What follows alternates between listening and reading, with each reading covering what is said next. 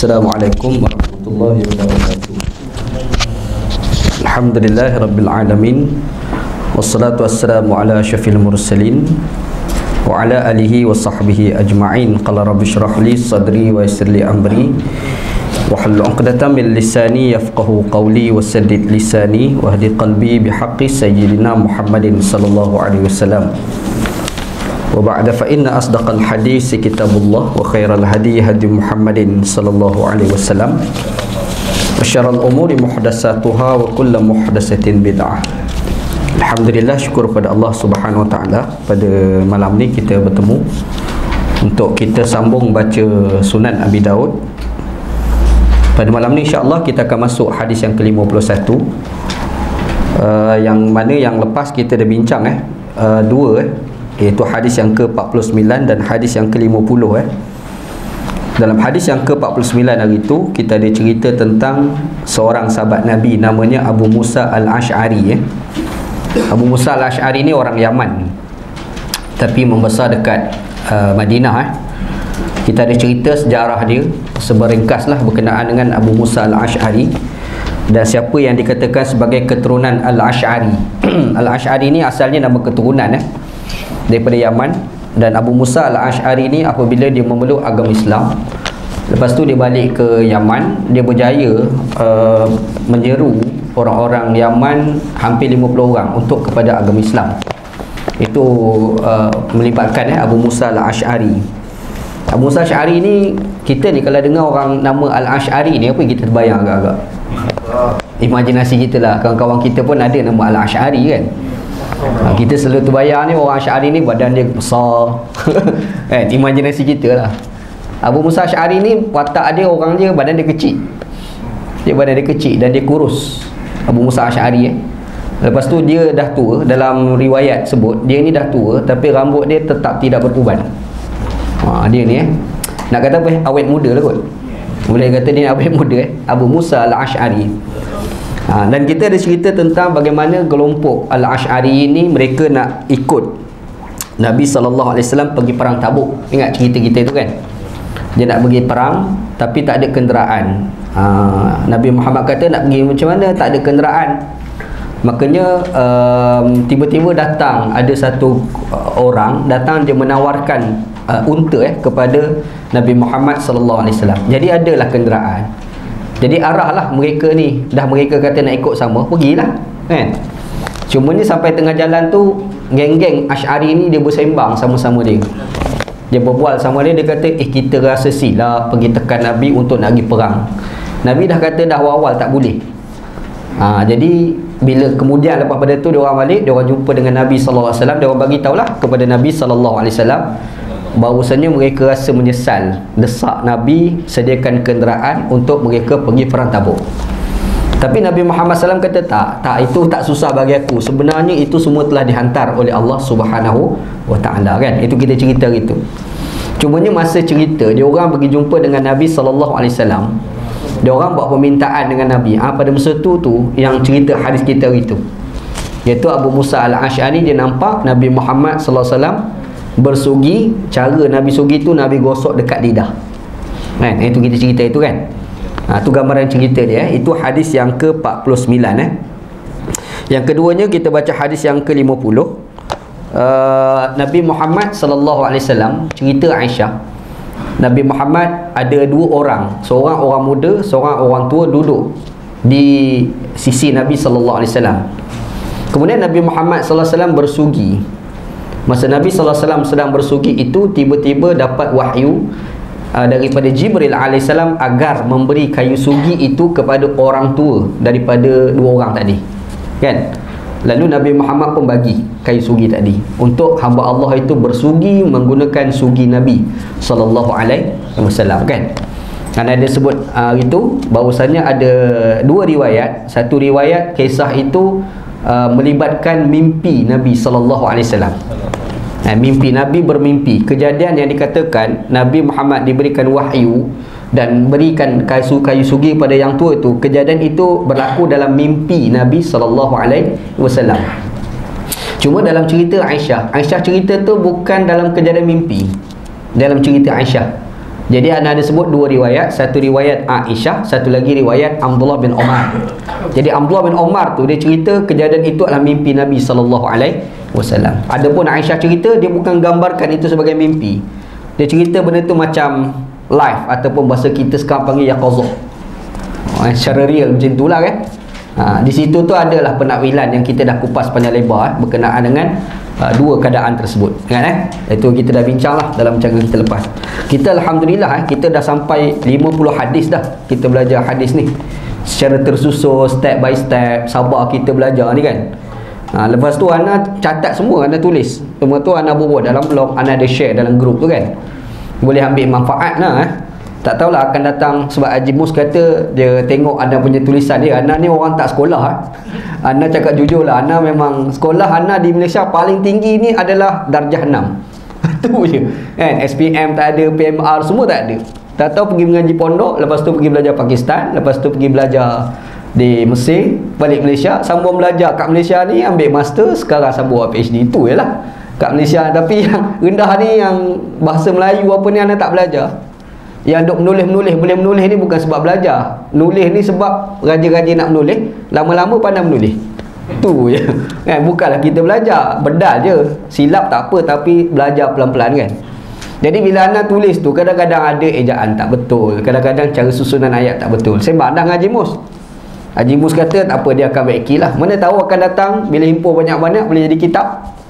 Mana tahu kan. Bolehlah bubuh nama kawan-kawan kita yang belajar. Dan memang tradisi orang mengaji macam tu. Ulama-ulama di Pakistan pun macam tu kadang. Siapa yang belajar dengan dia, dalam kitab dia tu kat mukadimah dia bubuh nama murid-murid yang belajar dengan dia. Dia bubuh kan. Lepas tu mungkinlah kita boleh fikirlah nak buat nama apa buku tu kan. Anak duk fikirlah, tak tahulah Ustaz Musa. Anak nak buat cadang ni Bayanul Rudud Syarh Sunan Abi Dawud. Apa? Bayan tu sebab nama surah ni Al-Bayan. Bayanur Rudud Syarh Sunan Abi Dawud, cadang nama buku lah kan, penjelasan terhadap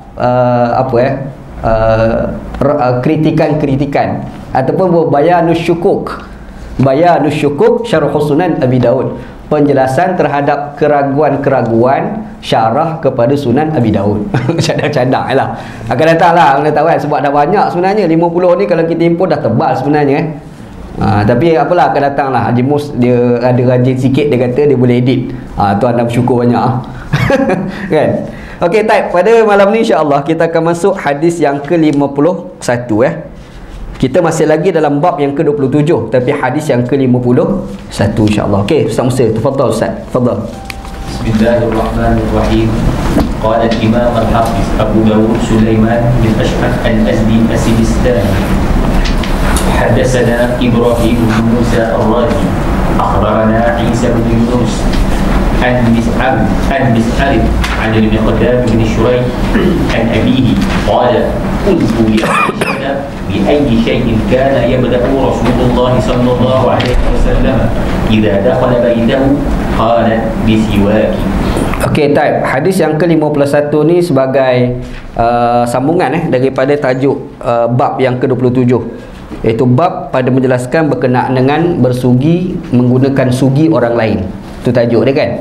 Kalau kita tengok dalam hadis yang lepas, dia cerita tentang bagaimana Nabi SAW bagi sugi kepada seorang lelaki yang tua untuk dia bersugi kan. Okey, dalam hadis yang ke-51, sanadnya hadis ni Imam Abu Dawud dia belajar daripada Ibrahim bin Musa Ar-Razi sebenarnya nama ni kita dah sebut hari tu dalam hadis yang ke-35 dan hadis yang ke-47 kan. Anda dah take note dah kat sini, anda bagi tahulah hadis yang ke-35 dan hadis yang ke-47. Kemudian kita tak ceritalah sebab kita dah cerita orang ni kan. Dan Ibrahim bin Musa Ar-Razi ni pula dia belajar daripada guru yang bernama Isa bin Yunus. Dan menariknya dalam sanad ni dia guna akhbarona Anda dah cerita sebelum ni ada beza di antara haddasana dengan akhbarona. Apa beza dia? Haddasana ni guru baca, murid dengar kan. Guru baca semua, murid dengar. Ada pun satu lagi akhbarona, macam Ustaz Musa baca ni kita anda dengar, macam itulah. Ini panggil akhbarona. Jadi kalau kita duk dengar kuliah macam ni, nanti kalau kita nak cerita dekat orang, kita kena guna akhbarona, kita tak guna haddasana. Faham Sebab apa? Sebab ada orang yang baca, kita dengar, guru hanya diam, dia membetulkan sekiranya ada kesilapan. Nampak dia biasa selalunya berlaku macam ni apabila guru sakit, selalunya lah. Guru-guru ni kadang dia bukan semua mesti sihat, ada ketika dia sakit. Jadi bila dia sakit, dia tak mampu nak baca, makanya dia kena habiskan juga sanad. Dia pun datang mengajar macam biasa, tapi terbaring. Kat Pakistan biasa, kalau lagi Pakistan ni boleh tengok tok guru tu terbaring kat depan. Kita ingat nak sembahyang jenazah ke apa. Rupanya bukan tok guru tu mati, tak, tok guru tu tak sihat, tapi dia kena habiskan juga. Makanya ada seorang tukang baca. Istilah tukang baca tu dia panggil mukri, dia panggil mukri, daripada perkataan qiraah, qara'a tu kan. Mukri ni tukang baca. Jadi macam Ustaz Musa ni kita boleh panggil sebagai mukri, dia panggil kan, mukri. Jadi baca, jadi kita guru ni dengar, bila salah dia angkat tangan lah. Salah lah tu. Dia angkat tangan, ataupun kerana dia mampu cakap, dia cakap salah, kata dia. Jadi murid pun tengok sekali lagi, oh silap sungguh, sebab sekarang dia baca laju tu kan. Tu biasalah. Jadi kalau kita tengok dalam sanad ni, sekali lagi dia guna akhbarona. Faham Jadi kita tak tahulah apa masalah pada Isa bin Yunus pada ketika itu. Mungkin dia sakit ke ataupun macam mana, wallahu alam. Tapi selalunya kerana faktor sakit, selalunya. Tapi ada juga bukan kerana faktor sakit, tak. Kadang-kadang macam kita ni kan, kita bagi murid baca, guru dia malas nak banyak bercakap. Ada juga kan. Itu pun biasa dalam tradisi pengajian ilmu hadis. Isa bin Yunus ni sebenarnya kita pun dah cerita dia itu. Itu kita cerita dalam hadis yang kedua, hadis yang ke-33, hadis yang ke-35 dan hadis yang ke-47. Kita dah cerita, beri semak balik lah kat sana Dan dia ni ambil hadis daripada Mis'ar. Dia tulis sini Mis'ar Mis'ar ni nama penuhnya Mis'ar bin Kidam. Namanya Mis'ar bin Kidam. Dia ni orang Kufah, mengajar di Kufah, dilahirkan di Kufah, dibesarkan di Kufah, orang alim di Kufah. Ada satu tahun tu dia pergi buat ibadat haji, mati kat situ. Rezeki dia lah, mati dekat Mekah namanya Mis'ar bin Kidam. Dia ni okey, tak ada apa pun. Tahun 153 Hijriah, itu tahun yang dia meninggal lah. Mis'ar bin Kidam. Dan Mis'ar bin Kidam ni dia ambil hadis daripada Al-Miqdam bin Shuraih. Al-Miqdam bin Shuraih. Tak ada apa, dia ni siqah, tak ada masalah apa pun, okey. Dan dia ni ambil hadis daripada abihi, bapa dia sendiri. Bapa dia nama dia Miqdam bin Shuraih, maksud nama bapa dia Shuraih lah, bapa dia kan. Nama penuh bapa dia Shuraih bin Hani Al-Harisi. Itu nama penuh dia. Bapa dia kan. Hani. Kat tempat kita dulu ada seorang Hani Muhsin, pelakon, mati sebab sakit jantung. Kan? Ingat pelakon tu kan, orang kata Piramli era moden, sebab muka dia ada iras Piramli sikit kan. Yang ni Shuraih bin Hani nama dia, Shuraih bin Hani Al-Harisi. Dia ni tabi'in. Dia ni tabi'in. Dan dia ni mana kipas jatuh? Elok. Elektrik. Elok. Nama kena elektrik. Okey, dia ni tabi'in dia sempat berjumpa dengan beberapa orang sahabat, antaranya adalah Ali bin Abi Talib. Kalau kita baca cerita Ali bin Abi Talib ni ada beberapa orang sahabat yang menjadi pendokong kepada dia. Semasa Ali bin Abi Talib bertempur dengan dua orang sahabat. Yang pertama adalah Muawiyah, satu lagi adalah Aisyah. Kita tahu kan, ada berlaku dua perang besar pada era Ali bin Abi Talib sesama orang Islam. Yang pertama adalah perang Siffin, satu lagi adalah perang Jamal, kan? Perang Jamal itu lebih awal lah, kemudian baru berlaku perang Siffin. Perang Jamal ni adalah perang melibatkan di antara Ali bin Abi Talib dengan Aisyah radhiyallahu anha. Perang Jamal. Kenapa namakan sebagai Jamal? Kerana naik unta. Sebab naik unta kan. Kita baca elok ada kawan kita nama Jamal. Dia ada Jamal, satu lagi Jamal. Baca panjang dan pendek memberi makna yang berbeza. Jamalun unta, Jamal cantik. Kawan kita tu yang panggil Jamal tu panjang sikit, Jamal, macam tu. Jangan panggil Jamal, itu panggil unta tu. Kan? Panggil panjang sikit, Jamal, macam tu Kita ni kadang-kadang ada masalah tau. Ada kawan-kawan muslimat kita nama Asiah, kan? Ada kan? Ada orang kita dia nak tiru style Piramli lah, cakap Melayu bunyi Arab. Asiah, Asiah, Asiah orang yang melakukan maksiat, orang perempuan yang melakukan maksiat. Kalau bunyi dengan Ain, yang betulnya huruf alif, Asiah. Faham? Asiah yang isteri Firaun yang beriman tu kan, itu Asiah, bukan Asiah. Dia ni nak tiru style Piramli cakap Melayu bunyi Arab. Itu masalah dia kan. Dia pun Asiah, terkorak. Kamu kata dia ni pelakon maksiat. Tak baca elok-elok Supalah kawan kita nama Jamal, satu lagi Jamal Jadi kawan kita tu yang nama Jamal tu elok dah sebenarnya.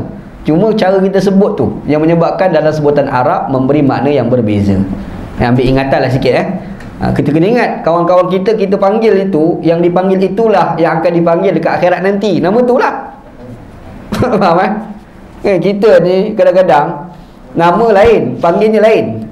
Kita kena ingat ke akhirat nanti, nama yang dipanggil di akhirat nanti bukan nama dalam IC tu. Kan? Dia yang selalu duk panggil kita tu, itu dia panggil ke akhirat nanti. Kadang-kadang ada kawan-kawan kita nak belajar pondok dululah, ada seorang kawan orang panggil mat tai hidung. Mat tai hidung, akhirat nanti tuan panggil dia, "Oi, mat tai hidung." Marah dia nanti kan. Sebab tu kita kena eloklah sikit panggil nama kawan-kawan panggil elok begitu. Okey, tak. Jadi Syurih Anik ni masa perang Jamal, perang era Aisyah itu, dia ni salah seorang panglima perang. Dia kalau orang jadi tentera mungkin dia tahu tentang battalion, ada istilah tu kan. Dia ada tentera, lepas tu dia ada buat kelompok-kelompok kecil, lepas tu ni ada ketua dia, ni ada ketua dia, ni ada ketua dia. Faham? Sebab tu dalam, kalau istilah Arab dia ada istilah sariyah, dia ada istilah ghuzwah. Orang Arab betul Ustaz Musa. Semua tu memberi makna berbeza. Kalau perang besar tu dia panggil ghuzwah, dia panggil. Perang Badar tu kan, tu panggil ghuzwah, perang Badar. Tu ratus-ratus orang terlibat. Tapi kadang-kadang ada perang kecil-kecil tu. Ada perang kecil-kecil tu kan. Jadi bila orang nak pergi tu dia panggil sariyah, dia panggil. Itu istilah Arab Kita baca dalam Al-Quran ada satu surah namanya surah Al-Kahfi. Betul? Apa terjemahan dia? Gua kan. Kita pergi dekat Mekah, kita jumpa gua Hira. Dia panggil apa? Dia panggil Kahfi. Dia panggil apa? Ghar. Betul? Gharul Hira. Kan? Tapi kenapa Ghar? Bukankah gua? Gua Ghar itu dia gua yang kecil tu, dia ada bukit ada sikit lah. Faham tak? Tapi kalau ada macam dewan tu, macam dewan dalam tu kan, yang tu dia panggil Kahfi. Faham tak? Sebab tu dalam Quran surah Al-Kahfi tu dia bukan macam gua kecil tu, dia gua besar.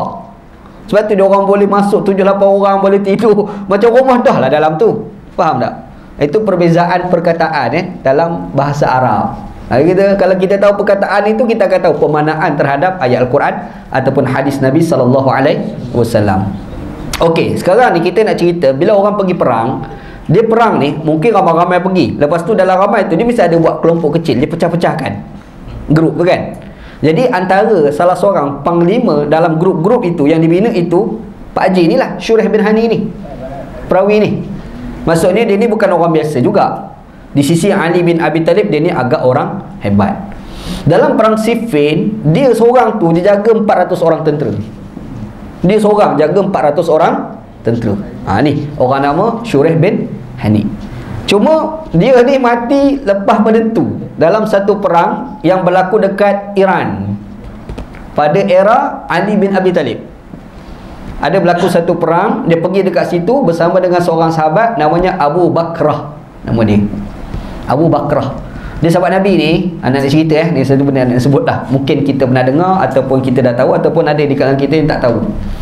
Abu Bakrah radhiyallahu anhu, dia ni ada satu kes yang mana dia telah menuduh seorang sahabat Nabi lain berzina. Nama sahabat itu adalah Mughirah bin Syu'bah. Nama sahabat yang pergi tuduh ni Abu Bakrah, nama sahabat Nabi. Jadi bila dia tuduh, kejadian itu berlaku pada era Umar bin Al-Khattab radhiyallahu anhu. Jadi Umar bin Al-Khattab radhiyallahu anhu ni bila dengar tuduhan itu berlaku, kaedah Islam kena datangkan 4 orang saksi yang adil. Betul kan? Makanya Umar ni, dia panggil Abu Bakrah.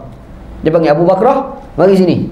Sekarang kamu dah menuduh Mughirah bin Syu'bah berzina. Dia kata betul. Kamu ada tak 4 orang saksi yang adil? Ada. Dia buat mari 3 orang yang berbaki.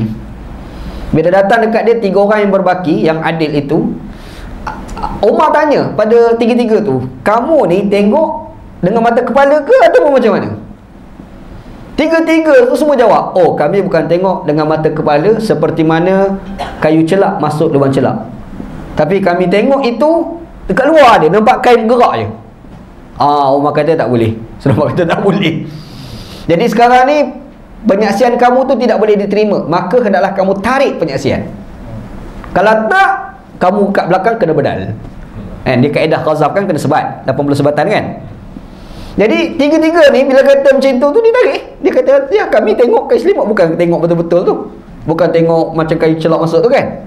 Tarik. Lepas tu Umar tanya pada Abu Bakrah, kamu pula tarik kan? Kata aku dah nak tarik. Aku tetap bertegas mengatakan dia berzina. Jadi Umar kata saksi ada? Tak ada. Tadi saksi tak ada. Yang lain, yang tu yang aku boleh bawa tadi itulah. Makanya Umar kata disebabkan kamu gagal, kamu dikenakan hukuman sebat sebanyak 80 sebatan. Dalam sejarah Islam ada sahabat Nabi yang kena hukuman qazaf. Faham? Kita kena ingat tu. Jangan kita nak kata sahabat Nabi ni mungkin semua terselamat. Tak, memang ada yang kena hukuman. Memang dia kena sebat 80 sebatan dekat belakang dia. Cuma menariknya ada beberapa hadis Abu Bakrah ni riwayat. Abu Bakrah riwayat. Antaranya adalah hadis cerita tentang larangan orang perempuan menjadi pemimpin. La yufliha qaumun walau amrahum imra'atan. Tidak berjaya satu kaum kalau lantik perempuan menjadi pemerintah, menjadi apa, jadi pemerintah lah, penguasa kan. Jadi bila ada hadis itulah dijadikan sebagai sandaran kukuh yang kuat mengatakan perempuan tidak boleh jadi pemimpin. Bisa dengar kan? Kita Malaysia pun pernah berdebat hari tu. Tok Jadi tu kata tak boleh. Masa orang nak cadangkan Kak Wan, Wan Azizah Wan Ismail sebagai calon Menteri Besar Selangor, ingat hari tu? Masa tu kan, bila nak cadang tu tak bagi, Tok Jadi buat statement tak boleh, bercanggah dengan Islam. Buat jadilah. Sebenarnya yang dia kata haram tu kat mana dalil dia? Hadis tu lah. La yufliha qaumun walau amrahum imra'at. Tidak berjaya satu kaum lantik perempuan menjadi mimpin. Sebenarnya hadis ni siapa yang riwayatkan? Abu Bakrah. Abu Bakrah tadi. Sebab itu ada ulama Islam dia mengatakan hadis itu tidak valid dijadikan sebagai hujjah kerana Abu Bakrah ada sejarah qazaf. Faham tak? Sebab dalam Quran kata awalladzina yarmuna al-muhsanat wa lam ya'tu bi arba'ati syuhada fajliduhum samanina jaldah. Sebat 80 sebatan. Tapi ada sambungan ayat wala tuqbilu lahum syahadatan abada. Tidak boleh terima penyaksian mereka sampai bila-bila. Nampak dalil dia? Boleh faham? Tu cerita tu. Cuma ada lah ulama lain kata tak, itu tak boleh kait dengan faktor sahabat. Sebab sahabat ni dia ni adil. Sebab Nabi kata sahabat aku semua adil kan. Jadi tetap diterima juga periwayatan dia. Itu ada dua khilaf tu. Nampak? Itu perdebatan dalam kalangan ulama-ulama Islam. Siapa sahabat yang kait cerita itu? Namanya Abu Bakrah. Bukan Abu Bakar, Abu Bakrah nama dia. Abu Bakrah. Cerita panjang tu. Ana pernah tulis benda ni masa tu lah, masa itu lalu orang telefon Ana, ya orang keadilan masa tu belum ada parti keadilan, belum ada Amanah Harim masa tu, masa tu PAS lagi. Cuma orang tahulah Ana ni dari dulu memang dah banyak tak setuju dengan ulama-ulama PAS. Jadi Ana ada tulis panjang lebar lah perdebatan tentang isu itu. Tak apa, itu sebagai maklumat tambahan lah, tak ada dalam tajuk kita ni. Okey, kita tengok dalam hadis ni. Qala, kata siapa? Kata Syuraih bin Hani. Siapa dia Syuraih? Tabi'in, bukan sahabat. Qultu li Aisyah. Aku berkata kepada Aisyah, isteri Nabi Muhammad sallallahu alaihi wasallam. Tak payah ceritalah sebab kita dah cerita panjang lebar dah pasal Aisyah ni kan. Dia kata apa? Bi ayyi syai'in kana yabda'u Rasulullah sallallahu alaihi wasallam idza dakhala baitah. Dia kata Nabi Muhammad sallallahu alaihi wasallam ni mula-mula sekali bila masuk dalam rumah, mula-mula sekali Nabi buat apa Soalan. Sahabat Nabi, orang dulu ulama dulu ni kadang-kadang dia nak tahu pasal Nabi, sampai Nabi mula-mula sekali masuk rumah buat apa pun dia orang tanya. Sampai tahap tu. Kan? Kalau kita orang tak tanya apa benda orang tanya, dia masuk rumah, dia punya pasal lah. Gitu kan? Tapi ada orang ni tanya Aisyah, isteri Nabi SAW, punya nak ikut Nabi, sampai dia pergi tanya Nabi ni kalau masuk rumah mula-mula sekali Nabi buat apa? Soalan dia. Qalat, kata Aisyah radhiyallahu anha, bisiwak, dengan sugi. Asiwak ni kayu sugi Asiwak. Tapi kenapa dia kata bisiwak? Dalam maksud menggosok gigi. Ini kalau orang belajar ilmu ilmu balaghah Ustaz Musa, dia panggil majas mursal. Ustaz Musa kan? Kalau orang belajar ilmu bahasa Arab ni, tak apa, ini untuk Ustaz Musa lah. Dia panggil majas mursal min itlaqil masdar wa arada biha al-fi'l. Diitlakkan masdar tapi dimasukkan itu adalah perbuatan tu. As-siwak maksudnya adalah bersugi. Bukan Nabi bawa kayu sugi je, faham? Jadi yang ditanya tu Nabi ni bila-bila sekali masuk dalam rumah, Nabi buat apa? Kata Aisyah, bersugi, gosok gigi. Tu maksud hadis Kita dah baca dia guna isim ni bermaksud kayu sugi lah, bukan perbuatan tu kan. Kita nampak lagu tu. Ayat ni bahasa ilmu bahasa Arab lah. Walaupun dia kata sugi, maksudnya adalah menggosok gigi. Itu dalam hadis ni. Okey, hadis ni ada sahih, tak ada masalah apa pun. Hadis ni semua perawi-perawi tu, semua perawi ni ada dalam kitab Sahih Muslim. Sahih Muslim tu sahih, maka hadis ni sahih. Dan hadis ni pun ada dalam kitab Sahih Muslim. Hadis ni kalau kita cari ada dalam kitab Sahih Muslim. Lepas tu kalau kita tengok ada beberapa orang ulama hadis yang mengatakan hadis ni sahih. Antaranya adalah Al-Imam Abu Awanah dan juga Al-Imam Ibn Hibban. Tak apa, secara dasarnya hadis ni adalah sahih. Okey, cuba ni cerita tentang hadis ni. Hadis ni dia sebut bahawasanya Nabi Muhammad sallallahu alaihi wasallam mula-mula sekali masuk rumah, Nabi ni bersugi. Dia macam bercanggah dengan hadis yang lain yang menceritakan Nabi Muhammad sallallahu alaihi wasallam mula-mula sekali masuk rumah ni Nabi berzikir. Ada hadis lain, ana bawa kat sini Satu hadis Nabi sallallahu alaihi wasallam yang diriwayatkan oleh Al-Imam Ibnu Majah.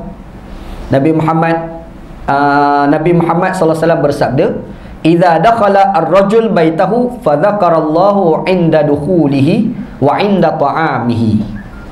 Nabi Muhammad kata apabila seorang lelaki masuk dalam rumahnya, maka dia berzikir kepada Allah Subhanahu wa taala ketika dia masuk dan juga ketika dia makan.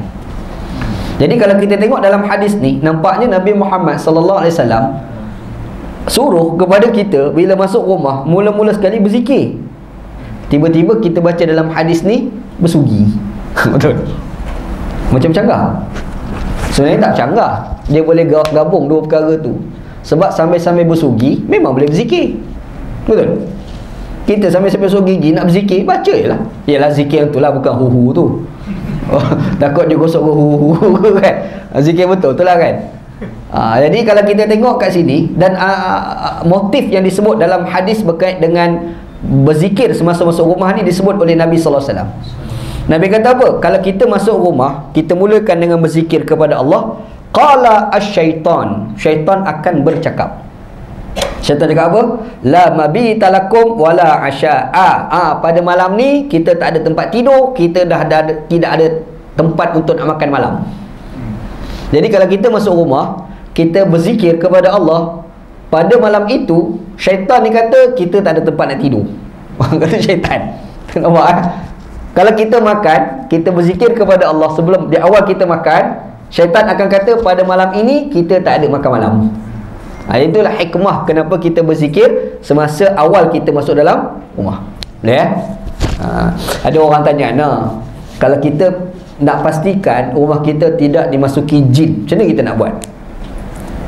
Kita ni kan pindah rumah baru kan, apa yang kita kena buat? Pindah rumah. Orang Melayu ni baca Yasin. Orang Melayu ni tak habis-habis baca Yasin. Macam Yasin tu Quran dan Quran tu Yasin.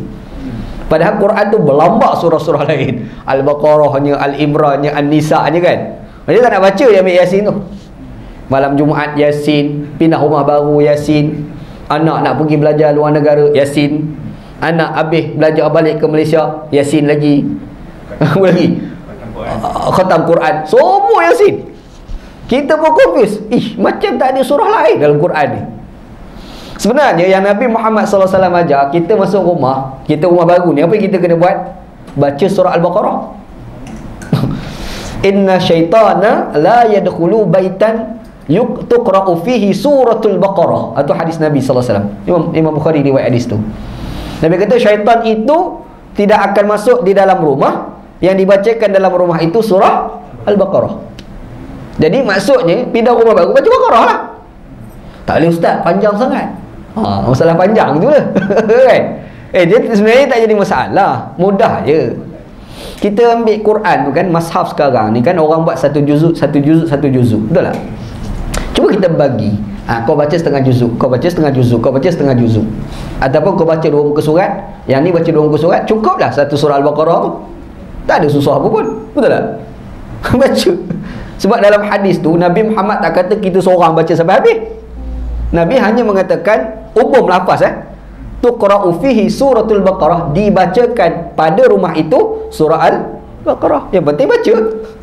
Umum lafaz kan? Ada kuri ustaz, lambat nak makan. Lambat pula nak makan. Ustaz.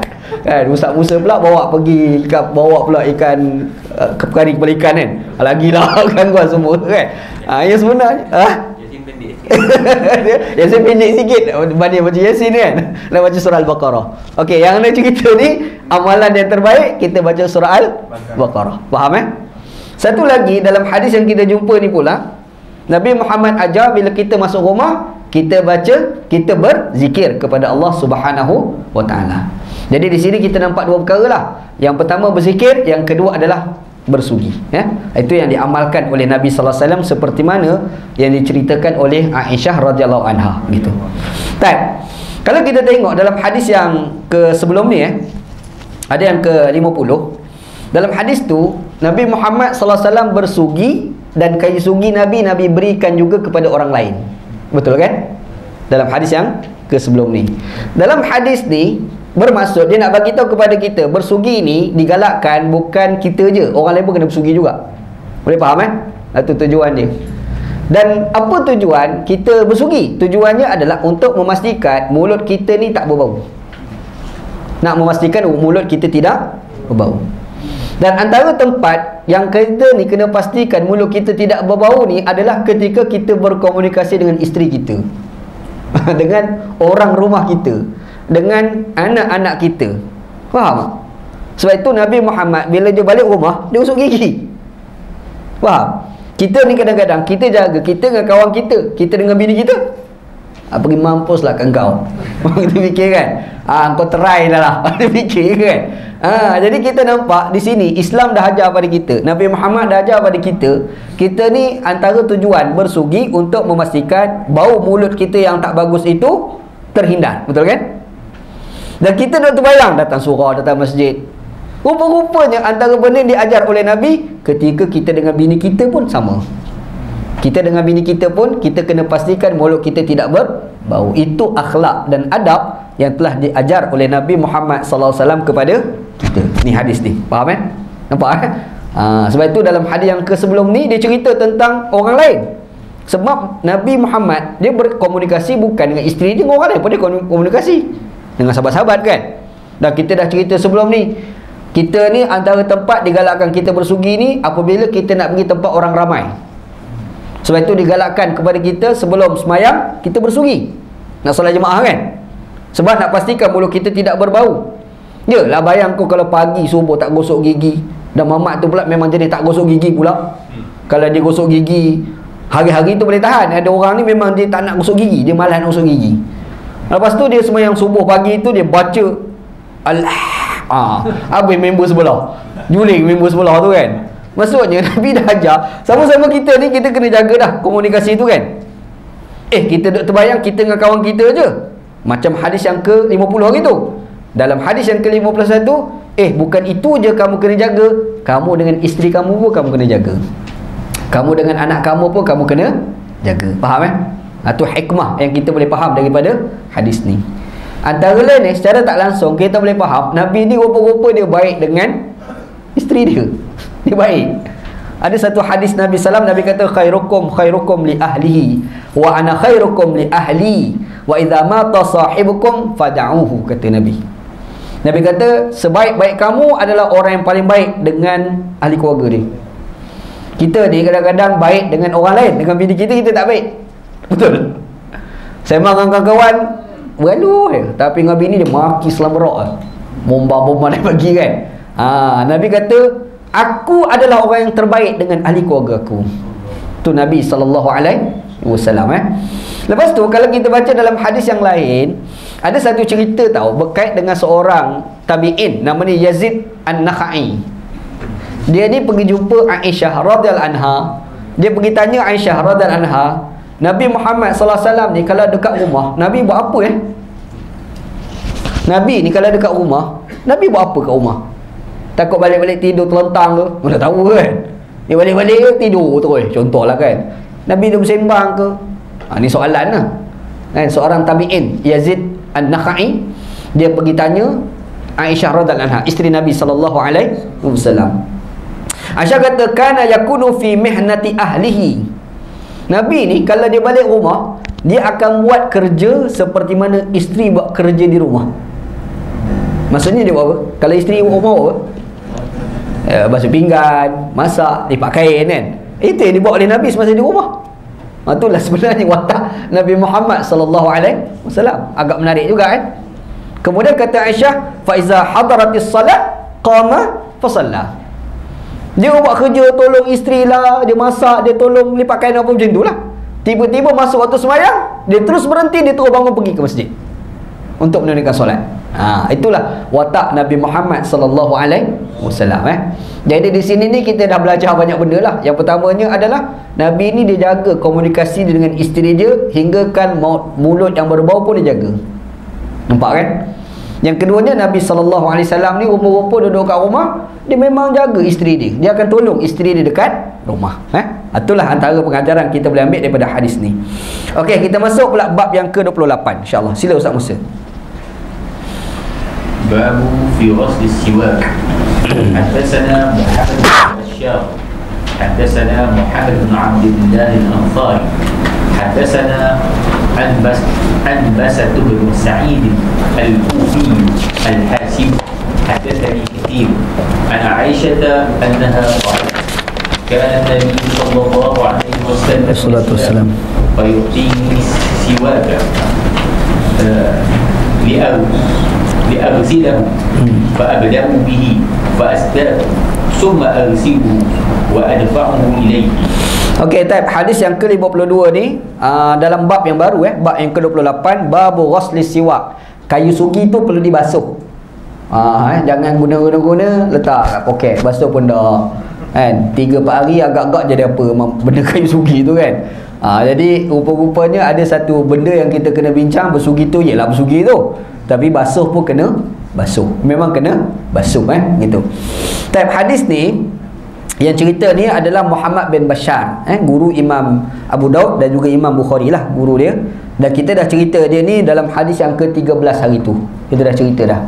Kemudian hadis ni Muhammad bin Bashar ni dia belajar daripada Muhammad bin Abdullah al-Ansari. Muhammad bin Abdullah al-Ansari ni pernah menjadi qadi dekat Basrah dan Baghdad. Orang alim lah sehingga jadi qadi Qadi ni sekarang ni kita panggil ketua hakim negara. Kalau bahasa sekarang, orang dulu panggil qadi. Kita orang Malaysia tu qadi ni juru nikah. Betul. Apa itu qadi? Juru nikah tu lah, itu orang Malaysia. Agama bila sebut qadi, dia bukan juru nikah je. Qadi ni tu ketua hakim negara tu. Itu masuk qadi Jadi kalau anda sebut dia ni fulan bin fulan ni dia pernah jadi qadi dekat Baghdad, contoh. Kita jangan imajinasi jadi juru nikah kat Baghdad. Jangan silap imajinasi tu. Maksud anda tu bila kita sebut qadi dekat Baghdad, maksud dia pernah jadi ketua hakim negara Baghdad pada masa tu. Boleh faham? Itu maksud dia. Dia jangan salah imajinasi ni. Maksudnya dia macam Gani Patai lah kat Malaysia ni. Macam tu kan. Tapi Gani Patai tu sangat ni lain sikit. Dia sama dia lah pula kan. Tapi jawatan tu besar Dan Muhammad bin Abdullah al-Ansari ni pula dia belajar daripada Ambasah bin Sa'id al-Kufi. Ambasah bin Sa'id al-Kufi. Ni nama ni kalau kita tengok hadis ke-50, kita ada jumpa seorang tahu nama Ambasah juga. Betul tak? Cuba tengok hadis 50. Hadis 50 Ambasah yang keempat tu. Tapi di situ Ambasah bin Abdul Wahid. Betul tak? Jadi di sini kita kena faham dua orang yang berbeza, bukan orang yang sama. Ni jangan tersilap. Sebab dekat sini adalah Ambasah bin Sa'id. Betul kan? Yang dekat hari tu yang ke-50 Ambasah bin Abdul Wahid. Betul kan? Satu. Yang kedua, dia dua zaman berbeza. Sebab tu anda tengok, cuba tengok anda letak nombor berapa tu. Ambasah bin Abdul Wahid tu nombor 4. Betul? Dia adalah generasi keempat. Adapun yang ni generasi yang ketiga. Dua zaman yang berbeza. Itu penting tu, nombor 3, nombor 4 tu semua penting. Nak tahu generasi kat mana. Dan situ kita boleh bezakan di antara seorang dengan orang yang lain, walaupun kadang-kadang namanya seakan-akan sama, gitu. Baik. Jadi Ambasah bin Sa'id Al-Kufi ni, dia ni tak ada apa, dia okey, dia siqah, dan Imam Bukhari, Imam Muslim 6 buah kitab hadis riwayatkan daripada dia. Dan dia ni kata haddasani, telah menceritakan kepadaku Kathir. Kathir ni nama orang. Kasir, bukan Kasir Imam Ibnu Kasir tu, bukan tu orang lain ni. Nama penuh dia Kasir bin Ubaid Al-Qurashi At-Taimi. Itu nama penuh dia. Kasir bin Ubaid Al-Qurashi At-Taimi.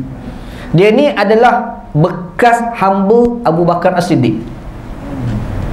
Bekas hamba kepada Abu Bakar As-Siddiq yang telah dimerdekakan. Dia ni gitu. Ni namanya Kasir bin Ubaid Al-Qurashi. Cuma dia ni orang tak berapa nak kenal dia. Ulama-ulama hadis tak berapa nak kenal dia. Tetapi ramai ulama-ulama yang hebat-hebat ambil juga riwayat dia. Disebabkan orang tak tahu yang dia ni hafalan dia bagus ke tidak, orang tak tahu. Orang tak tahu yang dia ni belajar kat mana, orang tak tahu. Faham tak? Tiba-tiba ramai ulama hadis tetap mengambil cerita dia. Jadi di situ kita nampak dia ada tidak ma'ruf kat situ. Dia agak majhul. Betul kan? Sebab orang tak tahu dia belajar dengan siapa. Tapi ramai sangat ulama-ulama hadis yang siqah-siqah terima riwayat dia. Maka disebabkan faktor dia ini, hadis ini tidak dikatakan sebagai sahih, tetapi hadis ini di bawah kategori hasan. Hasan sahih dia rendah sikit standard dia kan? Hasan. Hadis hasan ni boleh buat hujah. Boleh buat hujah. Tetapi kalau ada hadis yang bercanggah dengan dia, hadis tu terus tak boleh pakai. Boleh faham? Bila ada hadis sahih yang lain bercanggah dengan hadis ni, hadis hasan, automatik kena buang hadis ni. Itu kaedah dia lah. Boleh faham Sebab tu kita buat kategori sahih, hasan. Nampak gitu. Okey, baik. Jadi Kasir ni pula dia ambil hadis daripada Aisyah radhiyallahu anha, isteri Nabi sallallahu alaihi wasallam. Aisyah lagi. Sebelum ni pun Aisyah annaha qalat, Aisyah radhiyallahu anha ni berkata. Apa kata Aisyah? Kana Nabiullah sallallahu alaihi wasallam yastaku. Ingat dia guna kana kat depan, lepas tu yastaku tu fi'il mudhari'. Ustaz Musa ini dia panggil sebagai fi'il istimrar. Kita kena terjemah selalu sangat Nabi Muhammad bersugi. Tu terjemahan dia. Ni kalau orang belajar ilmu bahasa Arab dia tahulah. Kan? Kana itu fi'il madi, lepas tu yastaku tu fi'il mudhari'. Jadi kalau gabung fi'il madi fi'il mudhari', automatik dia makna fi'il istimrar. Fi'il istimrar ni maksudnya kena terjemah selalu sangat Nabi Muhammad sallallahu alaihi wasallam bersugi. Itu terjemahan dia lah. Jadi Nabi Muhammad selalu bersugi. Lalu fayu'tini siwaka, Nabi bagi kayu sugi kepada aku, kata Aisyah. Nabi dia bersugi-sugi, kayu sugi tu, pas sugi dia bagi pada Aisyah. Apa tujuan? Li aghsilahu, untuk aku basuh. Nabi sugi-sugi kan, dia tak basuh, dia bagi Aisyah, tolong dia basuh. Macam itulah kalau bahasa kita kan. Aisyah ni pun dia ambil, rupa-rupanya Aisyah dia ambil, dia bukan basuh tau. Dia kata fa'abda'u bih fastaku. Dia kata mula-mula sekali adalah aku gosok gigi. Maksudnya Aisyah dia tak basuh dulu, dia gosok gigi dulu. Dia guna sisa sugi Nabi untuk dia. Faham tak? Nabi bersugi, dia ambil, dia gosok gigi, summa aghsiluhu, baru aku basuh. Kemudian baru aku basuh. Kata Aisyah, wa adfa'uhu ilaihi, barulah aku serahkan kayu sugi itu kepada Nabi.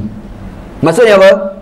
Kalau kita bersugi menggunakan sisa orang lain, boleh. Cuma kau ada liur tak ada liur je. Tu je. Kan?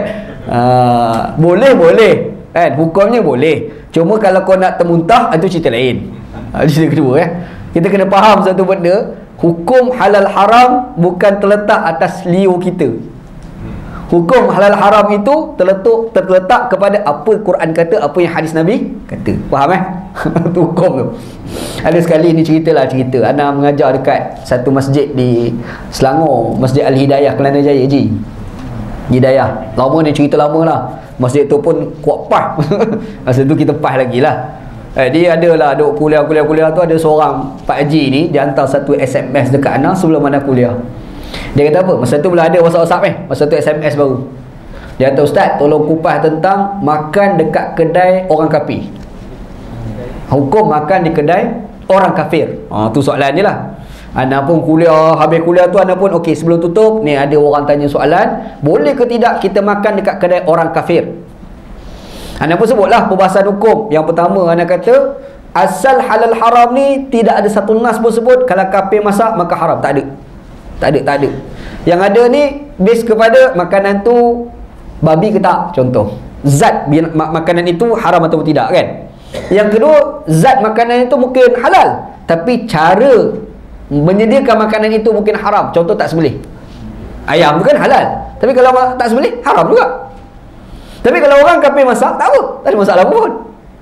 Faham Orang kafir masak, tak ada nas kata haram makan masakan dimasak oleh orang kafir, tak ada. Yang menariknya, ada satu kisah berlaku pada zaman Nabi. Seorang perempuan Yahudi, dia bawa satu daging kambing, dia bagi kepada Nabi SAW. Nabi ambil, Nabi makan. Nabi tak ada pula Yahudi masak ni. Tak ada. Nabi bedal dia. Jadi menandakan di situ hukumnya adalah boleh. Sebab Yahudi bagi kan. Yang seterusnya, Nabi Muhammad SAW, kita semua tahu dibesarkan dalam rumah Abu Talib. Betul? Abu Talib kan tak Islam. Abu Talib, kita orang Ahli Sunnah wal Jamaah meletakkan kepercayaan Abu Talib mati dalam keadaan tidak beragama Islam. Kenapa? Sebab ada ayat Quran diturunkan berkait dengan kematian Abu Talib. Innaka la tahdi man ahbabta. Ayat itulah. Innaka la tahdi man ahbabta walakinnallaha yahdi man yasha. Sesungguhnya kamu Muhammad tidak boleh memberi hidayah kepada siapa yang kamu sayang. Siapa yang Nabi sayang dalam kisah ayat tu? Abu Talib. Jadi di situ tu menjadi bukti, menjadi dalil bagi kita orang Ahli Sunnah wal Jamaah mengatakan Abu Talib mati sebagai tidak beragama Islam. Bahkan ada hadis riwayat Imam Muslim menyatakan Nabi Muhammad SAW pergi dekat Abu Talib masa dekat dengan meninggal. Nabi suruh Abu Talib mengucap syahadah. Abu Talib tak nak mengucap syahadah. Memang ada hadis. Jadi maksudnya Abu Talib ni Islam ke tak? Tak Islam. Nabi ni semua orang kata dibesarkan dalam rumah Abu Talib. Betul tak? Bahkan Nabi Muhammad SAW jadi Nabi, Abu Talib meninggal tu, masa tu Nabi dah jadi Nabi. Betul tak? Maka di sini menjadi kesimpulan Nabi Muhammad kemungkinan besar makan dalam rumah Abu Talib. Betul? Makan. Yalah, zaman dulu bukan zaman sekarang ada kedai mamak. Zaman dulu tak, Nabi memang dia tak makan rumah Abu Talib sebab dia kafir. Jadi Nabi ni malam-malam dia pergi keluar makan kedai mamak. Kepala otak dia. Dia fikir lagu tu kan. Dia tak sama Jadi di situ tu secara isyarat yang kita boleh faham, Nabi Muhammad SAW makan dalam rumah Abu Talib. Abu Talib tidak beragama Islam. Di situ kita boleh simpulkan makan di rumah, makan masakan orang kafir halal. Selagi mana tidak ada hal-hal yang haram, contoh zat binatang yang haram macam babi contoh, ataupun cara penyediaan makan itu haram, contoh tidak sembelih. Selagi mana tak ada benda tu, halal lah. Yang masalah kita ni kadang-kadang dok timbul isu makan dekat Old Town, tapi dia bedal kedai mamak, kadang-kadang bukan mamak pun, Hindu. Selama dia bedal tarik tu kan, okey je pun kadang-kadang kan. Habis kuliah siap, keluar nak balik tu datang seorang Pak Haji. Pak Haji seorang kan datang, Ustaz, pada anak tak boleh Ustaz, anak geli. Pada anak haram sebab geli. Anak kata, Syekh Haji, anda kata ke Pak Haji tu lah, Haji, kalau kira geli je, anak kat Pakistan, anak pernah jumpa kawan anak orang Pakistan, dia tengok telur pun dia rasa geli. Takkanlah kita nak kata telur tu haram. Jadi hukum haram halal bukan terletak kita rasa geli ke tidak. Faham? Halal haram ni adalah terletak apa Quran kata, apa hadis kata. Faham Itu kena clear tu. Hari ni kita jumpa satu isu, kita sugi, suami sugi, dia bagi pada bini dia, bini dia pun ambil sugi, anak dia tengok geli mak ni. Contohlah kan, contohlah. Boleh ke tidak? Boleh. Benda tu pernah berlaku antara Nabi dengan Aisyah radhiyallahu anha. Faham kita tak boleh nak kata haram sebab rasa geli. Tak boleh. Cumanya mungkin kita bersugi di situ tu doktor bagi nasihat yang suami kita tu dia mungkin ada barah mulut. Itu cerita lain. Itu faktor darurat. Faham tak? Itu haram kerana darurat, bukan hukum asal itu adalah haram. Hukum asal gosok gigi itu kalau kita guna sugi orang lain itu boleh sebenarnya. Tetapi kalau ada faktor penyakit, itu faktor darurat. Haram kerana darurat. Boleh faham perbezaan tu kena ingat. Dia cerita ni, dia bukan cerita antara suami dan isteri tau. Orang suku sakat pun boleh berlaku. Yelah dekat Malaysia memang tak tengok lah. Kalau pergi dekat Pakistan, berlambak orang Pakistan buat lagu tu. Kat Pakistan kalau kita pergi ni, dia letak atas batu tempat kita wuduk tu kan, dia letak ke sugi, selamba je letak. Jadi datang seorang sugi nak ambil wuduk, dia sugi letak kat situ. Datang orang kedua pakai, Ana tengok serius, Ana geli. Ana cakap jujur lah kan, Ana tengok serius, Ana kata geli, memang geli. Tapi ada orang dia tak ada masalah. Ada orang kan kat Pakistan berlambak, orang tak ada masalah. Kita tidak boleh kata perbuatan itu sebagai haram, sebab kita dah jumpa hadis benda tu dilakukan sendiri Aisyah dengan Nabi SAW. Faham Ada ulama dia bahas hadis ni. Dia kata hadis ni kenapa Aisyah buat lagu tu? Tu soalan dia. Dia ada dua argument. Yang pertama dia kata sebab nak ambil berkat Nabi SAW. Yang kedua adalah untuk nak berubat. Tak tahulah dia berubat melalui mulut Nabi SAW, mungkin atas keberkatan sebagai Nabi utusan Allah. Mungkin di situ tu dengan air liur Nabi itu boleh memberi rawatan kepada badan, mungkinlah. Cumanya yang paling kuat mengatakan inilah antara dalil boleh bertabaruk dengan Nabi Muhammad SAW. Tabaruk ni mengambil berkat. Okey, di sini ni berlaku, depan kita pun pernah berlaku ni, benda ni pernah bincang. Boleh ke tidak kita ambil berkat daripada orang soleh? Dekat Nabi itu sepakatlah, tak ada khilaf kat situ. Mengambil berkat tabaruk dengan Nabi SAW, itu khilaf, tak ada khilaf tu, semua boleh terima. Ijma' ulama mengatakan tabaruk dengan Nabi boleh berlaku. Orang ambil rambut Nabi bawa kat kita, kita bertabaruk, mengambil berkat dengan rambut Nabi, pegang macam tu kan, tak apa. Cuma persoalan betul ke tu rambut Nabi, tu masalah dia. Dan sekarang ni kadang-kadang orang ni dia kata rambut Nabi, kadang-kadang bukan rambut Nabi pun, dia claim je itu adalah rambut Nabi Muhammad SAW. Yang sekarang orang timbul isu capal tu kan, capal tabaruk. Itu bukan capal kat tempat tapak kaki Nabi SAW, bukan.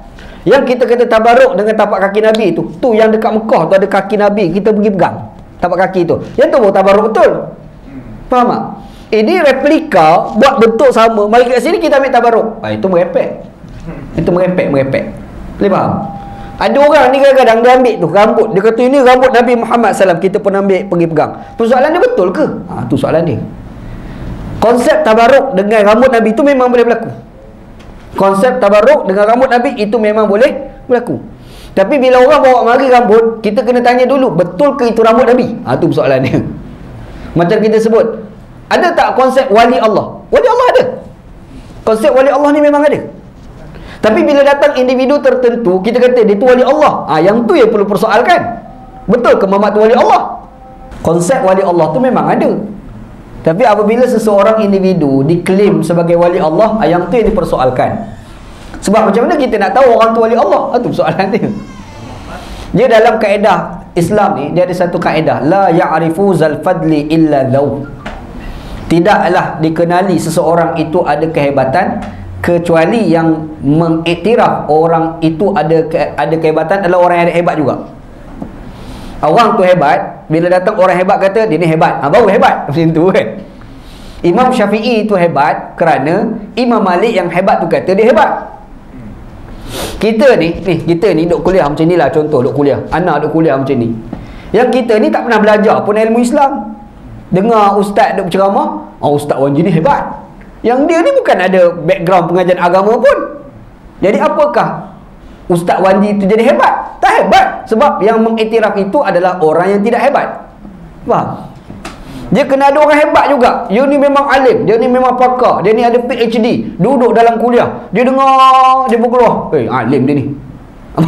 Barulah iktiraf itu diterima. Faham kan? Sekarang ni kita nak kata orang tu wali Allah. Siapa kata dia wali Allah? Kita. Lah kita ni wali Allah. Faham tak? Dia bermaksud kalau seseorang itu dikatakan wali Allah, ada wali Allah lain kata dia tu wali Allah. Baru dia tu wali Allah. Faham? Itu yang teori, itulah kaedah nak tahu konsep wali Allah. Konsep wali Allah tu memang ada. Cuma bila datang orang tertentu dia kata orang tu wali Allah, yang tu boleh dipersoalkan. Boleh faham Kita mempersoalkan status seseorang itu wali Allah ataupun tidak, bukan bermakna kita menolak konsep wali Allah. Konsep wali Allah tu memang ada, tapi bila ada orang tertentu kita persoalkan status kewali Allah dia tu, yang tu tak salah dalam agama. Faham Beza tu. Okey, sekarang ni timbul persoalan mengambil berkat daripada orang-orang soleh. Sebenarnya ulama khilaf, boleh kita ambil berkat daripada orang soleh ni? Kalau kita pergi kebanyakan ulama-ulama ni, rata-rata ni kata boleh. Rata-ratanya kata boleh. Imam Nawawinya, Imam Ibn Hajar Asqalani, bila kata hampir semualah ulama-ulama mengatakan kalau kita nak ambil berkat daripada orang soleh, boleh. Jadi apa dalil anda bawa kat sini lah beberapa dalil. Antara dalil mereka, dia kata kalau sahabat Nabi boleh mengambil berkat daripada Nabi Muhammad sallallahu alaihi wasallam, maka kita boleh mengambil berkat daripada orang-orang soleh. Itu hujah dia orang yang pertama. Kita baca banyak hadis Nabi, macam mana sahabat Nabi ambil berkat daripada Nabi. Hari ni pun kita jumpa Aisyah ambil berkat daripada Nabi sallallahu alaihi wasallam. Satu hujah mereka. Yang kedua, yang dikatakan orang yang ada kemuliaan itu, dia bukan semata-mata Nabi. Dalam Quran disebut orang lain pun dapat kemuliaan. Contoh macam kita tengok dalam surah An-Nisa ayat 69. Kalau ada Quran cuba buka tengok Allah Ta'ala kata minan nabiyyin was-siddiqin wasyuhada was-salihin. 4 Nabi sebut Quran sebut Nabi, minan nabiyyin was-siddiqin orang yang benar, asyuhada orang mati syahid, as-salihin yang keempat orang soleh. Jadi dia kata kalau ambil berkat dengan Nabi pun boleh. Jadi Quran ni letak juga yang ada kemuliaan itu adalah orang soleh, maka mengambil berkat daripada orang soleh pun boleh. Tu hujah dia orang. Faham? Dua. Yang ketiga, sahabat Nabi ni, kita selalu dah tahu ada sahabat Nabi buta namanya Abdullah bin Ummi Al-Maktum. Kita tahu yang tu Sebenarnya ada seorang lagi sahabat Nabi, dia tak buta tapi dia punya rabun dia terlalu teruk. Zaman dulu tak ada spek mata Jadi orang rabun teruk ni macam orang buta dah pada zaman tu. Sahabat Nabi tu namanya Itban bin Malik nama dia. Itban bin Malik nama dia. Itban bin Malik ni, dia ni ketua dalam satu kelompok masyarakat pada masa tu. Rajinlah pergi sembahyang jemaah dengan Nabi sallallahu alaihi wasallam. Lepas tu kadang balik dia sembahyang jemaah pula dengan orang masyarakat kampung dia. Dia sebenarnya kita banyak tak tahu antara amalan sahabat Nabi. Yang sahabat Nabi ni kadang-kadang dia orang pergi kat masjid Nabi, sembahyang jemaah dengan Nabi sebagai makmum. Kemudian dia balik kat kampung dia sembahyang jemaah pula sekali lagi dengan orang kampung dia. Itu biasa dia lakukan. Antaranya Muaz bin Jabal. Muaz bin Jabal ni ada kampung di sendiri, dia pergi sembahyang jemaah dengan Nabi sembahyang isyak berjemaah. Habis sembahyang, dia pun balik kat kampung dia sembahyang jemaah pula dengan orang kampung dia. Dia jadi imam pula. Itu pernah berlaku Muaz bin Jabal. So, kalau kita baca cerita pasal ada seorang sahabat Nabi, dia sembahyang belakang Muaz bin Jabal. Muaz bin Jabal baca panjang sangat, dia tak tahan, dia batalkan sembahyang. Ada kes. Dia ni, dia orang kampung, dia bukan pergi sahabat-sahabat Nabi lain. Dia orang ni, dia ada standard tahap intelektual dia juga. Betul tak? Orang kampung, orang bandar, cara fikir dia tak sama. Betul? Kita yang sampai berjalan belajar sampai ke England lah, London lah, negara Arab habis berjalan, sama ke dengan orang semata-mata belajar kat Pakistan je? Cara fikir dia tak sama. Betul kan? Dia lain cara fikir. Di kalangan sahabat Nabi pun ada macam tu. Ada sahabat Nabi macam tu. Yang ada yang agak intelektual dia okey sikit, Muaz bin Jabal contoh, Abu Bakar As-Siddiq. Tapi ada sahabat Nabi ni yang dia punya tahap intelektual dia agak rendah. Contoh macam Abu Mas'ud Al-Ansari. Bukan Abdullah bin Mas'ud, Abu Mas'ud Al-Ansari. Dia ni punya tahap intelektual dia agak rendah sedikit. Sebab itu ada sekali tu dia sembahyang jemaah, tengah-tengah dia sembahyang itu orang bersin. Bila bersin orang tu sebut Alhamdulillah. Dia ni yarhamkallah tengah sembahyang. Dia ni yarhamkallah. Dia ni bila yarhamkallah dia tu, yang sahabat Nabi lain ni tepuk. Nak suruh dia diam. jangan sebutlah macam itulah kan. Tepuk. Bila tepuk dia kata, "Korang ada masalah apa dengan aku?" Lah, dia berkata dia pula. Dia tanya macam tu.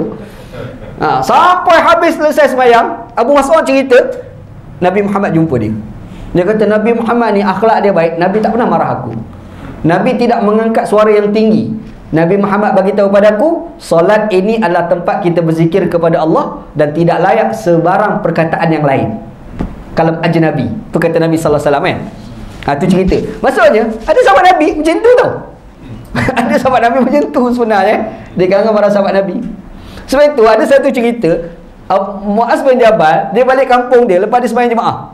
Sembahyang Isyak berjemaah dengan Nabi sallam. Dia pun balik kampung, dia sembahyang jemaah pula orang kampung dia. Ada dekat ramai-ramai tu, dia nak urus dia punya unta. Dia lah orang macam orang Badui contoh kan, dia ada kepala unta. Dia ni, tak apalah, unta tu kita pergi sembahyang dulu. Dia pergi sembahyang. Tiba-tiba Muaz bin Jabal baca panjang sangat. Panjang sangat sampai dia kata, aku gelisah nak fikir unta aku. Dia nak fikir unta kan. Lama sangat Muaz bin Jabal sembahyang. Dia pun terus batalkan sembahyang, dia pergi kejar unta dia. Dia batalkan sembahyang macam tu je. Lepas tu dia pun pergi jumpa Nabi. Dia cerita, Rasulullah, aku ni cukup tak tahan lah, Muaz bin Jabal ni baca panjang sangat. Cerita, dia report kat Nabi SAW. Dalam hadis tu, perawi ternama Abu Mas'ud Al-Ansari, dia beritahu, aku tidak pernah lihat Nabi Muhammad begitu marah kecuali pada hari itu. Marah sangat. Nabi Muhammad SAW pun terus sebut, Nabi kata, ayuhan nas innakum munaffirun. Wahai manusia, tindakan kamu itu melarikan orang daripada menunaikan solat jemaah. Fa idza shalla ahadukum bin nasi falyukhaffif fa inna fihim al-barida wad-dha'ifa wadzal hajati. Nabi Muhammad, kalau kamu jadi imam, kamu kena pendek-pendekkan, sebab dekat belakang kamu tu ada orang tua, ada orang sakit, ada orang yang ada urusan kerja. Faham? Hadis Nabi sallallahu alaihi wasallam. Maksudnya ada satu amalan yang dilakukan dari kalangan para sahabat. Dia orang sembahyang jemaah dengan Nabi tau. Lepas tu dia balik pergi sembahyang jemaah pula kampung ni. Antaranya yang kita baca ni, seorang ni namanya Itban bin Malik. Itban bin Malik. Dia ni rajinlah sembahyang jemaah tu. Tapi ada satu ketika bila dia dah sakit, mata dia makin tak nampak, makin rabun. Lepas tu berlaku pula kejadian hujan lebat. Dia hujan lebat, tanah berselut lah, lecah kan. Bila lecah, dia ni fikir, macam mana aku nak pergi sembahyang jemaah dalam keadaan aku ni mata macam ni. Aku mata macam ni, lepas tu tanah pula berlecah kan. Macam mana nak buat? Boleh tak kita panggil Nabi datang rumah? Dia minta Nabi datang rumah, sembahyang jemaah dekat rumah dia. Dia pun bagi tahu pada Nabi. Nabi kata okey. Nabi kata boleh, tak ada masalah. Nabi ni pun okey. Nabi pergi rumah dia. Cuba menarik dalam cerita ni, Nabi sampai tu, Nabi tak sempat duduk, Nabi terus tanya, Nabi minta izin masuk dalam rumah. Nabi tanya, dekat mana tempat yang kamu nak suruh aku sembahyang? Dia kata kat sini. Dia tunjuk satu tempat dalam rumah dia lah. Dia pun sembahyang kat situ, dan dia dan kawan-kawan dia sembahyang jemaah bersama dengan Nabi SAW. Hadis itu dijadikan hujah bagi mereka yang mengatakan harus kita bertabarruk dengan tempat solat Nabi. Faham tak? Tempat tu Nabi pernah berdiri kat situ, kita pun berdiri kat situ sebab nak mengambil berkat tempat tu. Boleh faham? Itulah hujah mereka mengatakan, kalaulah kita boleh bertabaruk dengan tempat Nabi berdiri, makanya kalau kita tabaruk dengan orang soleh, lagi-lagi lah boleh. Dia pusing kau tu. Boleh faham hujah dia? Itu hujah mereka yang mengatakan boleh bertabaruk dengan orang soleh. Yang keseterusnya, ada cerita tentang sahabat Nabi nama Abdullah bin Umar. Ana pun dah cerita sebelum ni, sahabat Nabi yang cukup kuat ikut perbuatan Nabi SAW, Abdullah bin Umar.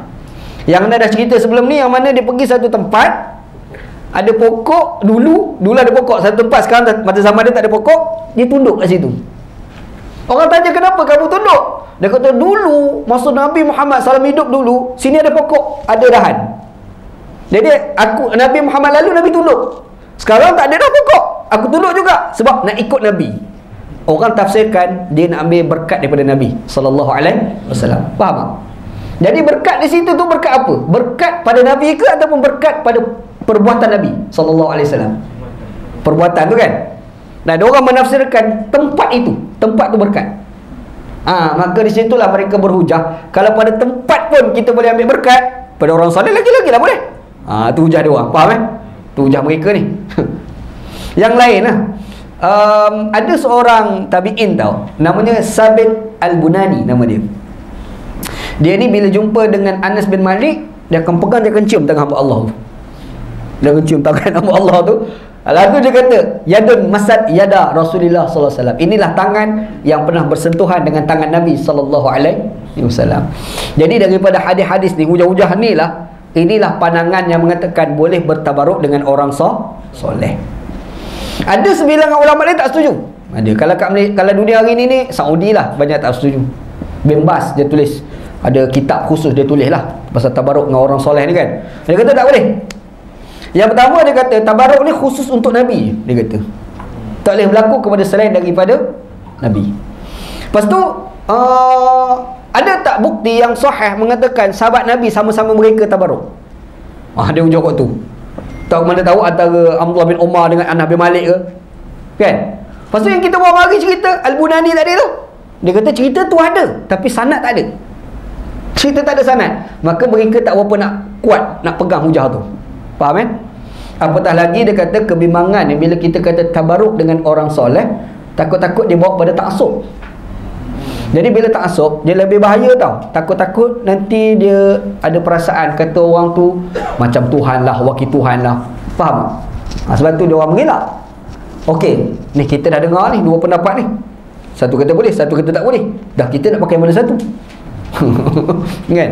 Kalau orang tanya Ana lah, kalau Ana ni antara benda Ana cukup tak suka orang cium tangan. Ana lah. Dulu Ana ada kuliah dekat Meru, Selangor. Ada dua orang, Pak Bilal, Pak Cik tua dah. Dia Bilal masjid. Suka sangat cium tangan. Habis kuliah Ana cium tangan. Dia tu orang tua, Ana orang muda. Kita jadi janggal tau, orang tua cium tangan kita anak muda kan. Dia janggal. Ana cukup tak suka. Sebab kadang-kadang dia cium tu, dia ada satu benda tu dia fikir tu, tabarruk tu. Berkat ustaz ni. Dia tak tahu kita pun rasa kita tak berkat. Lagu tu. Waktu kadang-kadang bila dia, Ana kalau nampak Pak Haji tu, Ana standby lah. Dia mesti nak cium tangan aku. Tertarik macam mana pun dia cium juga tangan aku. Last kali bila dia salam, dia cium, Ana tarik, ada cium tangan dia balik pada muka dia. Sekarang dia fikir aku dah berkat, aku fikir dia lah berkat. Macam tu kan. Ada buat macam itulah selalu kan. Jadi dia macam ni, tu yang macam ada cerita berlaku pada Dr. Said Ramadan Al-Buti. Dr. Said Ramadan Al-Buti, dia ni cukup tak selesa orang cium tangan dia. Antara sebab dia pernah bagi tahu, orang yang cium tangan aku ni dia tak kenal aku sebenarnya apa. Hakikat aku dia tak tahu. Dia orang hanya kenal aku yang mereka jumpa dengan aku, tapi di belakang mereka dia orang tak tahu. Sebab tu mereka nak cium tangan aku, tapi aku sendiri tahu aku siapa. Tu Dr. Said Ramadan Al-Buti pernah cakap lagu tu lah. Sekarang ni kita ni kadang ada orang tertentu, kita cium tangan dia. Cium tangan ni tak salah, boleh, tak ada apa pun. Cumanya kita kata dia ada berkat. Kita kata Ana nak cadangkan, boleh tak kita elak rasa-rasa orang tu ada berkat? Boleh tak? Yalah, kalau orang tu betul-betul ada berkat, okey lah. Masalahnya sekarang kita cium tangan dia, takut dia lupa diri tau. Dia dah rasa dia ada berkat tu. Tu susah tu. Wah, dalam istilah Arab dia panggil al-maghruru bi nafsih. Tertipu dengan diri sendiri. Betul tak? Syekh, kadang-kadang dia cium mula-mula kita rasa tak ada apa-apa. 2 kali tak ada apa-apa, 3 kali tak ada apa-apa. Tapi kalau satu masjid jumpa dia mesti nak cium tangan dia, dia kembang. Oh, dia kembang Syekh. Kan dia salam, bukan dia salam macam ni, dia macam ni. Macam ni kan. Rosak banyak tu. Nak rasa yalah tak ada masalah. Memang konsep mengambil berkat daripada orang soleh tu memang ada, tetapi kadang-kadang ada part-part tertentu tu kita kena elak, takut-takut ada benda kerosakan yang bakal berlaku. Yang tu yang kita kena elak gitu. Baik, hadis ni kalau kita tengok hadis ni, dia cerita tentang bagaimana Aisyah radhiyallahu anha dia menggunakan sugi yang telah digunakan oleh Nabi. Betul kan? Sebenarnya Nabi dengan Aisyah pun pernah berlaku. Dia bukan cerita antara Nabi Aisyah menggunakan sugi Nabi. Bahkan pernah berlaku Aisyah sugi tak basuh bagi pada Nabi, Nabi sugi tanpa basuh dulu. Pun pernah berlaku. Hadis yang mana? Ketika dekat saat kewafatan Nabi sallallahu alaihi wasallam. Nabi sakit, Nabi duduk bersandar dekat Aisyah. Tiba-tiba datang adik Aisyah namanya Abdul Rahman. Dia bawa kayu sugi. Nabi masa tu sakit dekat dengan saat kewafatan. Hari itulah Nabi wafat masa tu lah. Nabi Muhammad ni masa tu duduk bersandar, Nabi tengok, Nabi tak cakap. Dia tak boleh nak bercakap sebab sakit Jadi bila Nabi tengok tu, Aisyah ni nampak cara Nabi tengok macam Nabi nak bersugi. Makanya Aisyah kata pada Abdul Rahman, ambil kayu sugi tu bagi aku. Bagi, dia ambil, digigit, nak melembutkan. Lepas tu dia bagi pada Nabi, Nabi terus rugi. Faham tak? Maksudnya bukan Aisyah dia menggunakan kayu sugi Nabi yang tak dibasuh tadi, bahkan Nabi pun pernah buat dengan Aisyah. Kalau baca cerita tu, lepas Nabi sugi, Nabi angkat kayu sugi, Nabi tengok kat langit, Nabi kata fi rafiqil a'la 3 kali. Fi rafiqil a'la, fi rafiqil a'la, fi rafiqil a'la. Nabi berubah, wafat. Tu ceritalah. Yang kita dengar apa? Ummati, ummati, ummati. Betul tak? Syiah. Syiah tu. Itu cerita Syiah. Faham Yang dia tambah lagi cerita dekat bahu siapa? Ali. Betul kan? Cerita ni Aisyah. Nampak kan? Cerita ni Aisyah. Sebab tu kalau ada orang cerita ummati, Nabi ni ingat pada umat dekat-dekat wafat Nabi, ummati, ummati, ummati, kita kata bohong, penipu, Syiah. Apa tu? Tak ada, Sunni tak ada cerita tu. Sunni kata masa Nabi wafat, Nabi kata Nabi ingat pada Allah, fi rafiqil a'la, di sisi Tuhan yang maha tinggi. Nampak? Itu Nabi SAW. Dia boleh menggambarkan yang Nabi ni boleh terlupa ke Tuhan. Boleh ke bawa Syiah? Nabi kita ni yang antara ingat orang dengan ingat Tuhan, mana lagi mulia? Ingat Tuhan lah kan? Nabi dekat wafat, Nabi ingat pada Tuhan. Boleh bawa Syiah, Nabi ingat pada umat, tak ingat pada Tuhan. Terbalik kuih habis. Faham Faham Okey, hadis yang kita baca ni adalah hadis hasan. Tapi walau bagaimanapun dia tidak bercanggah, dikuatkan dengan riwayat-riwayat yang lain, maka ia boleh dijadikan sebagai hujah. Gitu, habis. Wallahu alam. Itu sambungan pula lah insya-Allah. Bab yang ke-29, babu as-siwaki minal fitrah. Itu akan datang lah insya-Allah. Kita akan cerita sejarah khitan. Siapa yang mula-mula sekali khitan? Mula-mula sejarah khitan ni menggunakan apa? Itu insya-Allah kita akan kupas dalam bincang akan datang. Wallahu a'lam. Okey, ada soalan tak? Ada pertanyaan tak? Sila Syekh.